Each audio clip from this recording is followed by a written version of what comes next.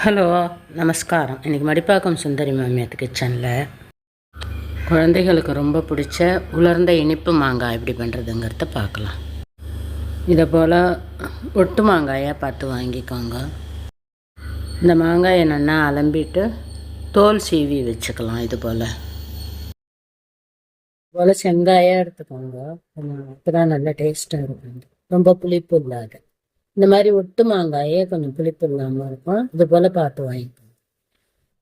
இந்த தோல் சீவின மாங்காயை கொஞ்சம் நீட்ட வாக்கில் கட் பண்ணிக்கலாம்.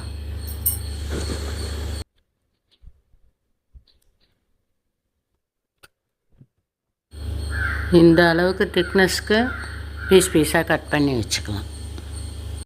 இதை விட மெல்லிஸாக கட் பண்ணிட்டோம்னாக்கா அப்புறம் நம்ம அதை ஒரு நிமிஷம் வேக விடுவோம். வேக விடும்போது அது அப்படியே குழஞ்சி உடஞ்சி போயிடும். அதனால் இந்த அளவு திக்னஸ் இருக்கணும். ரெண்டு மாங்காயும் இது மாதிரி கட் பண்ணி வச்சு, இது அவ்வளோவா புளிப்பு இல்லாத மாங்காய், இந்த மாதிரி தான் வாங்கிக்கணும். இப்போ ஸ்டவ் ஆன் பண்ணிவிட்டு ஒரு வானல் அடுப்பில் போட்டுட்டு ஒரு 2 டம்ளர் அளவுக்கு தண்ணி விட்டுக்கலாம். உங்களுக்கு எவ்வளோ மாங்காய் இருக்கோ அது முழுகிற அளவுக்கு விட்டுக்கோங்க. எனக்கு கொஞ்சம் கூட இருக்கிறதுனால 2 டம்ளர் விட்டுருக்கேன். அதில் ஒரு 1/4 ஸ்பூன் அளவுக்கு உப்பு போட்டுக்கலாம். உப்பு நல்லா கரைஞ்சி கொதிக்க ஆரம்பிச்சுட்டு இப்போ நம்ம நறுக்கி வச்சுருக்கிற மாங்காயை அதில் போட்டுக்கலாம். எல்லா மாங்காயும் நல்லா தண்ணியில் படுற மாதிரி வைக்கணும். அதுக்கு தகுந்த அளவுக்கு தண்ணி வச்சுக்கோங்க. மாங்காய் முழுகிற அளவுக்கு வச்சுக்கணும். நல்லா அமுத்தி விட்டுருங்க. ஒரு 1/4 ஸ்பூன் அளவுக்கு மஞ்சப்பொடி போட்டுக்கலாம்.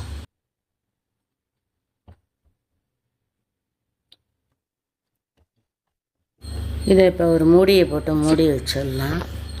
இந்த மாங்காய் 1லேருந்து 2 நிமிஷம் வெந்தால் போதும். ரொம்ப நேரம் வேக விட்டோம்னா குழஞ்சி போயிடும். ஒரு தடவை மூடியை திறந்து நல்லா கலரி மட்டும் கொடுத்துக்கலாம். நம்ம போட்டதுக்காக இப்போ நல்லா கலர் சேஞ்சாக எடுத்து ஓரளவு வெந்துடுத்து போகிறோம். இப்போ இந்த வெந்த மாங்காயிலேருந்து ஒரு பீஸ் எடுத்து ஒரு தட்டில் போட்டுட்டு கரண்டியாலேயே கட் பண்ணி பாருங்க.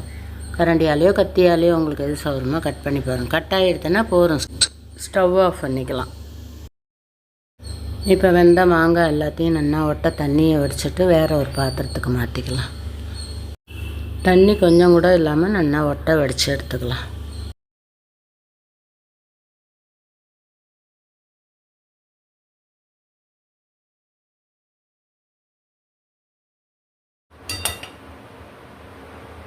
ஒரு நிமிஷம் வேக விட்டாலே போரும் போல் இருக்குது. இது கொஞ்சம் குழஞ்சா மாதிரி எடுத்து நீங்கள் அப்பப்போ செக் பண்ணிக்கோங்க. ஒரு 5 நிமிஷத்துக்கு இதை ஆற விட்டுட்டு கொஞ்சம் லைட்டாக சூடு இருக்கும்போதே சர்க்கரையை போட்டுடலாம். அதில் இந்த டம்ளரால் ஒரு டம்ளர் அளவுக்கு நான் சர்க்கரை போட்டுக்கிறேன். இது சின்ன டம்ளர் தான், 100லேருந்து 150 கிராம் இருக்கும் சர்க்கரை. சர்க்கரையை போட்டுட்டு கரண்டியால் கலராமல் அப்படியே கையால் குலுக்கி விடுங்க. நாலா பக்கமும் கரண்டியால் கலரணுன்னாக்கா அது உடஞ்சி போயிடும். அதனால் இப்படியே குலுக்கி விட்டுக்கலாம்.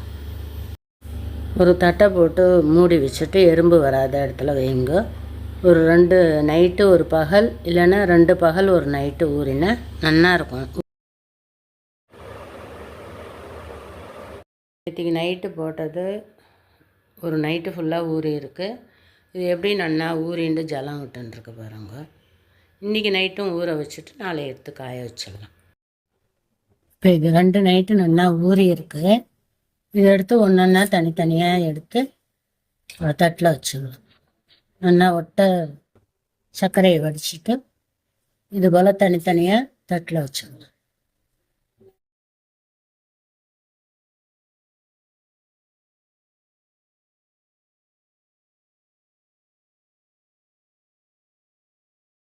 கையால் கூட எடுத்து அந்த சர்க்கரையெல்லாம் உதறிட்டு ஈஸியாக அடுக்கிடலாம். ஸ்பூனால் எடுக்கிறத விட இது ஈஸியாக முடிஞ்சிடும். இது போல் ஒன்றோட ஒன்று ஒட்டாமல் வச்சுட்டு வெயிலில் கொண்டு காய வைக்க வேண்டியது. இது ஒரு 4 நாள் நல்லா காய வச்சுட்டேன்னா 1 வருஷம் ஆனால் கூட வீணாக போகாது. ஸ்டோர் பண்ணிக்கலாம் ஃப்ரிட்ஜில். சர்க்கரை தண்ணியை நம்ம ஏதாவது ஜூஸ்லாம் பண்ணினோம்னா லெமன் ஜூஸோ ஆரஞ்சு ஜூஸோ பண்ணும்போது கூட இதை விட்டு குடிச்சிடும்.